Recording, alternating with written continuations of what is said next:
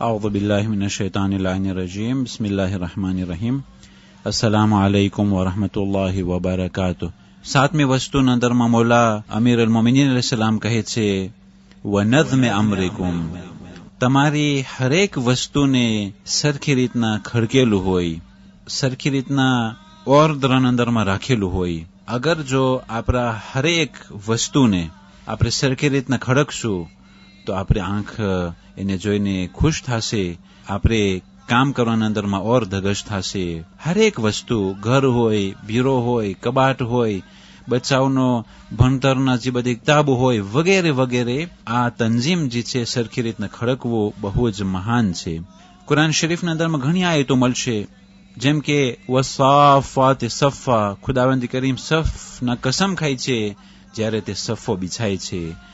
દૂરથી સાતેલીત ઉપરથી જ્યારે ખાને કાબા ઉપર નજર કરે છે, કેવી રીતના આ વસ્તુ જોવામાં ખુશી ઉપજે છે કે મુસલમાનો સરખી રીતના ખડકે અને એક સાઈઝના બધા રૂકોમાં જાય છે અને સિજદામાં જાય છે.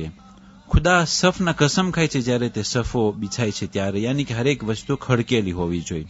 બીજી આયતોના અંદરમાં છે, તમે જોતા નથી કે આસમાન ઉપર જે પક્ષીઓ લત્તયર ફૌકહુમ સાફાત, કે પક્ષીઓ જ્યારે આસમાન ઉપર ઉડે છે ત્યારે સરખી રીતના સફની સાથે, ઓર્ડરની સાથે એ લોકો આસમાન ઉપર ઉડતી હોય છે.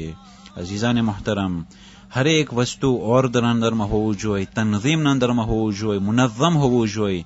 અને આપણે પણ ખુદાનો શુકર કે આપણી તંજીમો, આપણી જમાતોના અંદરમાં નોખા સંસ્થાઓ છે, અને દુનિયાભરના અંદરમાં આપણે જે તંજીમ છે, આપણા જે ઇન્સ્ટિટ્યુશન છે, એ મૌલાએ કાયનાત અલૈહિસ્સલામના કલામ ઉપર અમલ કરી રહ્યા છે. આપણે પણ હરેક વસ્તુ જ્યારે ખડકેલું હોય તો તે આસાની માટે, એનાથી કામ કરવામાં આસાની પડે. હરેક ચીજ જ્યારે સરખી રીતના ઓર્ડરમાં હોય તો એના પછવાડે એ સમાયેલું હોવું જોઈએ કે કામ કરવામાં સહુલત પડે, તંજીમથી કામ આગળ વધવું જોઈએ.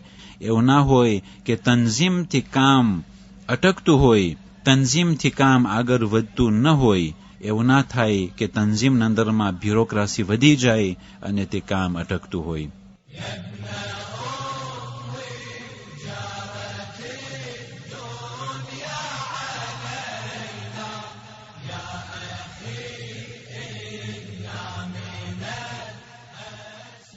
રબીઉલ આખર, બની અબ્બાસના મંસૂરે દવાની કી, જ્યારે ખિલાફતના અંદરમાં કબજો કરી ચૂક્યા અને આપણા આકા હુસેનના નામથી લોકો હડતાલ કરેલા હતા, બની ઉમૈયાને તેઓ કતલ કર્યા હતા, હરાવ્યા હતા. જ્યારે હાથમાં ખિલાફત પહોંચી ગઈ ત્યારે ઇમામ હુસેનના નસલ ઉપર તેઓ જુલમ કરતા હતા. કારણ કે હુસેનના નામથી અગર જો હુકુમત મળી જાય તો હુસેનના ફરજાંદો અગર જો હોય તેઓ ખુદ પોતે આવી અને હુકુમતને તલબ કરશે તો તેઓના હાથોમાંથી આ હુકુમત ચાલી જશે.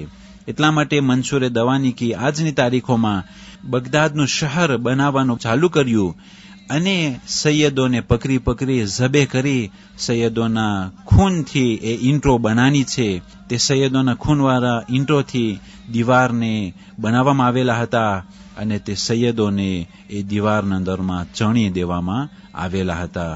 આજ સુધી બગદાદના અંદરમાં એ દીવારો મોજૂદ છે કે જે આલે રસૂલના ખૂનથી અને જેના અંદરમાં આલે રસૂલને ચણી દેવામાં આવેલા હતા.